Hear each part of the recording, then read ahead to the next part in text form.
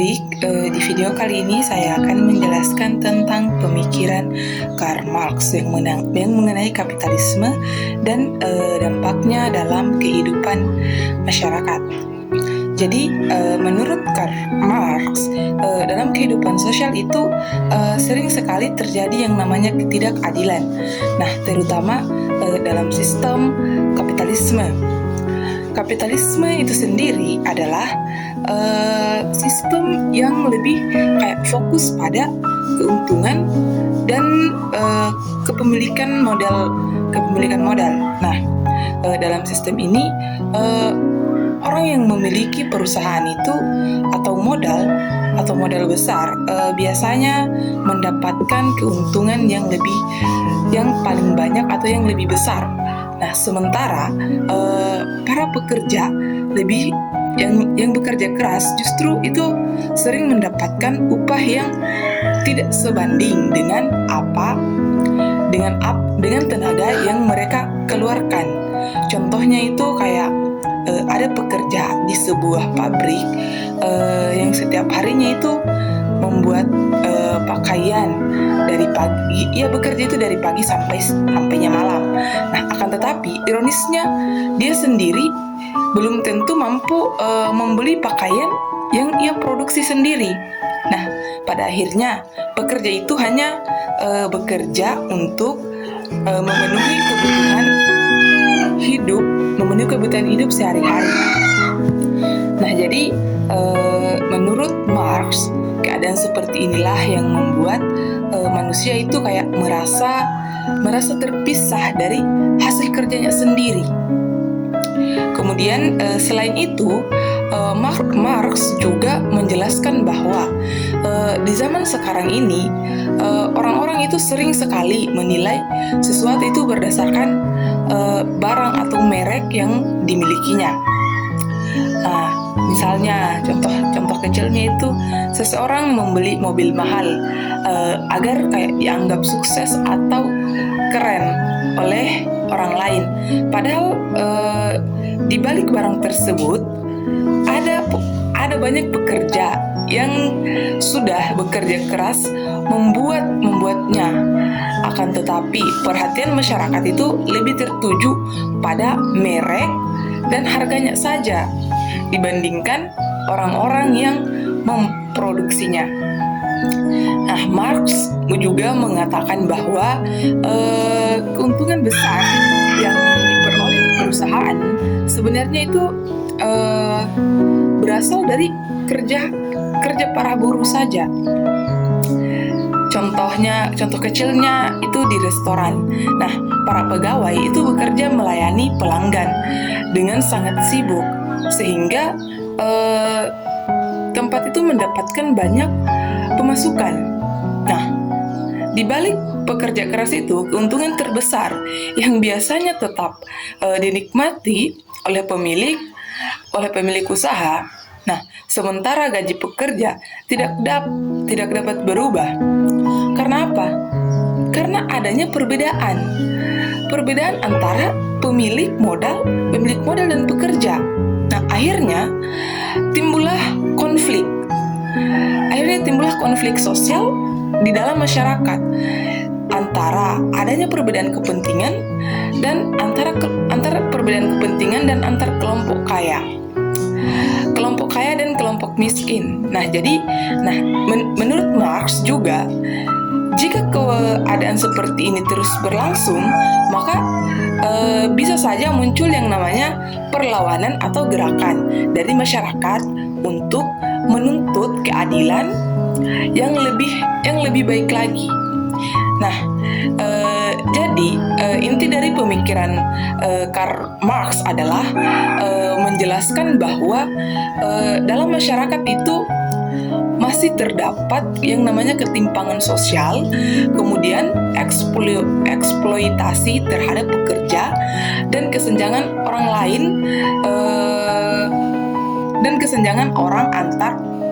antar orang kaya dengan orang miskin. Nah, jadi kita itu perhatikan kehidupan sekarang itu, pemikiran Marx itu masih sangat relevan karena masih banyak kondisi yang serupa masih terjadi di sekitar kita. Baik, di video kali ini saya akan menjelaskan apa itu pemikiran dari Max Weber berdasarkan pembahasan yang ada dalam karya Georg Ritzer dengan bahasa sederhananya menurut pemahaman saya. Jadi menurut Max Weber itu dalam kehidupan masyarakat tidak hanya dipengaruhi oleh ekonomi saja, akan tetapi seperti yang dijelaskan dalam Karl Marx, tetapi juga dipengaruhi oleh bagaimana cara manusia berpikir, nilai-nilai dan makna dari tindakan yang mereka lakukan. Nah, jadi di sini Weber itu lebih fokus pada tindakan sosial saja, yaitu tindakan manusia yang memiliki makna dan berhubungan dengan orang lain. Nah, jadi di setiap tindakan yang dilakukan itu seseorang biasanya memiliki tujuan atau alasan tertentu. Contohnya itu seorang mahasiswa belajar dengan rajin. Itu bukan karena hanya ingin mendapatkan nilai yang bagus, akan tetapi karena ia ingin membanggakan kedua orang tuanya dengan cara mendapatkan pekerjaan yang lebih baik atau mencapai cita-cita di masa depannya. Jadi menurut Weber, untuk memahami masyarakat, kita itu perlu memahami apa alasannya. Kita perlu memahami alasannya dengan baik. Dari tindakan manusia tersebut. Jadi cara memahami makna tindakan manusia itu disebut dengan Verstand atau pemahaman sosial. Selain itu, Weber juga menjelaskan bahwa dalam masyarakat modern itu semakin berkembang ke arah rasionalisasi. Nah, rasionalisasi itu proses ketika manusia semakin menggunakan cara berpikir logis, teratur, dan penuh dengan perhitungan dalam kehidupan sehari-hari. Contohnya, perusahaan membuat aturan kerja yang ketat. Kemudian sekolah itu memiliki jadwal yang teratur, kantor menggunakan target kerja, dan semua pekerjaan itu diatur agar lebih efisien. Nah, Weber juga mengatakan bahwa dalam kehidupan modern memang ada pekerjaan yang lebih menjadi cepat dan terorganisir. Namun di kehidupan tersebut yang terlalu banyak aturannya itu juga bisa membuat manusia itu merasa terikat dan kehilangan kebebasan. Nah, Weber itu menyebutnya itu keadaan ini seperti sangkar besi atau iron chug, yaitu kondisi ketika manusia itu terjebak dalam aturan birokrasi dan sistem yang terlalu rasional. Weber juga itu menjelaskan bahwa tentang birokrasi. Nah, menurutnya birokrasi itu sistem organisasi yang memiliki aturan yang jelas, pembagian yang tegas, dan jabatan yang teratur agar pekerja itu berjalan lebih efektif. Contoh kecilnya itu di kantor pemerintahan atau sekolah. Nah, ada pembagian tugas dan ada aturan administrasi, dan setiap orang itu harus memiliki jabatannya masing-masing. Walaupun birokrasi membantu menciptakan yang namanya keteraturan. Nah, Weber mengatakan bahwa birokrasi itu kadang membuat manusia juga itu terlalu formal dan kurang memperhatikan sisi kemanusiaan. Selain itu, ia juga menjelaskan bahwa status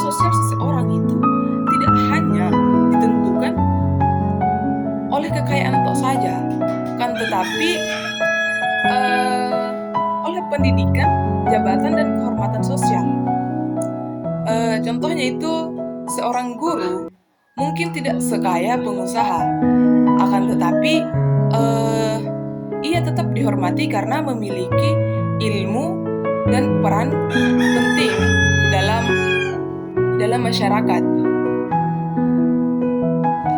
Weber juga dikenal dengan pembahasannya tentang hubungan agama dan ekonomi.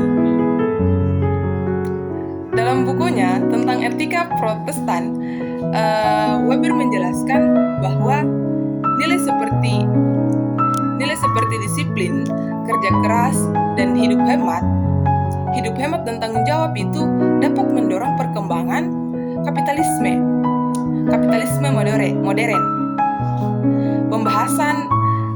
Dalam pembahasan Richter, Weber itu dijelaskan sebagai tokoh yang melihat masyarakat dari sisi makna tindakan manusia dan perkembangan masyarakat modern yang semakin rasional. Jadi inti dari pemikiran Max Weber ini itu tindakan manusia memiliki makna tertentu. Masyarakat modern itu semakin rasional dan kehidupan sosialnya itu banyak dipengaruhi oleh aturan serta birokrasi. Pemikirannya itu masih relevan sampai sekarang. Karena apa? Karena kehidupan modern memang semakin teratur, penuh target, kemudian diatur oleh sistem yang rasional. Baik, di video kali ini saya akan menjelaskan tentang pemikiran dari Emil Durkheim berdasarkan pembahasan dalam buku George Ritzer dengan bahasa sederhana saya. Jadi menurut Durkheim, masyarakat itu memiliki yang namanya kekuatan yang sangat besar dan mengatur kehidupan manusia. Nah, Durkheim melihat bahwa manusia itu tidak bisa hidup sendiri karena perilaku manusia itu selalu dipengaruhi oleh aturan, nilai dan nilai, norma dan kebiasaan yang ada di dalam masyarakat. Nah, Durkheim itu menyebutnya menyebutnya itu fakta sosial. Nah, fakta sosial itu cara berpikir, bertindak, dan berperasaan yang berada di luar individu. Tetapi juga memiliki kekuatan untuk mempengaruhi manusia. Contohnya itu aturan sekolah, norma sopan santun, adat istiadat, dan hukum dalam masyarakat. Walaupun seseorang itu tidak menyukai yang namanya aturan, akan tetapi ia akan tetap harus mengikutinya karena ada tekanan sosial dari masyarakat. Jika ia melanggar, maka ia akan mendapatkan sanksi atau penilaian negatif dari orang lain. Nah, di sini Durkheim itu mengatakan fakta sosial itu penting. Karena apa? Karena dapat menjaga keteraturan dan keseimbangan dalam kehidupan masyarakat. Tanpa adanya aturan dan norma, masyarakat itu bisa kacau. Selain itu, Durkheim juga menjelaskan tentang solidaritas sosial, yang dimana rasa persatuan dan hubungan antar anggota masyarakat. Ia membagi solidaritas itu menjadi dua bentuk. Yang pertama itu solidaritas mekanik. Nah, di solidaritas ini terdapat pada masyarakat tradisional yang memiliki pekerjaan, nilai dan cara hidup yang hampir sama. Kenapa? Karena di kehidupannya itu mirip hubungan antar anggota masyarakat yang masyarakat itu yang sangat dekat. Contohnya masyarakat desa yang masih saling membantu dalam hal kegiatan bertani, gotong royong, bahkan saat ada acara adat. Yang kedua itu solidaritas organik. Di solidaritas ini itu terdapat pada masyarakat modern. Nah, yang memiliki pembagian kerja itu yang berbeda-beda. Walaupun pekerjaan mereka berbeda, mereka kayak tetap saling membutuhkan. Misalnya di perkotaan, ada dokter, guru, polisi, pedagang, dan pekerja lainnya. Semua itu memiliki tugas yang berbeda-beda kan tetapi mereka itu saling bergantung untuk memenuhi kebutuhan hidupnya. Durkheim juga menjelaskan perkembangan masyarakat modern itu membuat pembagian kerja itu semakin kompleks. Hal ini sebenarnya bisa memperkuat hubungan sosial. Karena apa? Karena setiap orang itu memiliki fungsinya masing-masing dalam masyarakat. Namun Durkheim juga menjelaskan adanya keadaan yang disebut anomie, yaitu kondisi ketika norma dan aturan sosial mulai melemah atau tidak jelas. Akibatnya itu manusia merasa bingung, kehilangan arah, dan sulit mengontrol keinginannya. Di zaman modern, banyak sekali orang yang merasa tertekan. Karena apa? Karena adanya persaingan hidup. Ada yang namanya perubahan sosial yang begitu cepat dan kurangnya hubungan sosial dengan lingkungannya sendiri, dengan lingkungan sekitarnya. Durkheim bahkan meneliti tentang yang namanya bunuh diri. Menurutnya itu, bunuh diri bukan hanya masalah pribadi saja, kan tetapi dipengaruhi oleh kondisi sosial, seperti kurangnya ikatan dengan masyarakat atau lemahnya aturan sosial. Di dalam pembahasan Ritzer, Durkheim itu dijelaskan sebagai tokoh yang sangat menekankan pentingnya keteraturan sosial dan pengaruh masyarakat terhadap individu. Kemudian ia melihat masyarakat itu seperti sebuah sistem yang saling berhubungan dan setiap bagiannya itu memiliki fungsi tertentu untuk menjaga keseimbangan sosial.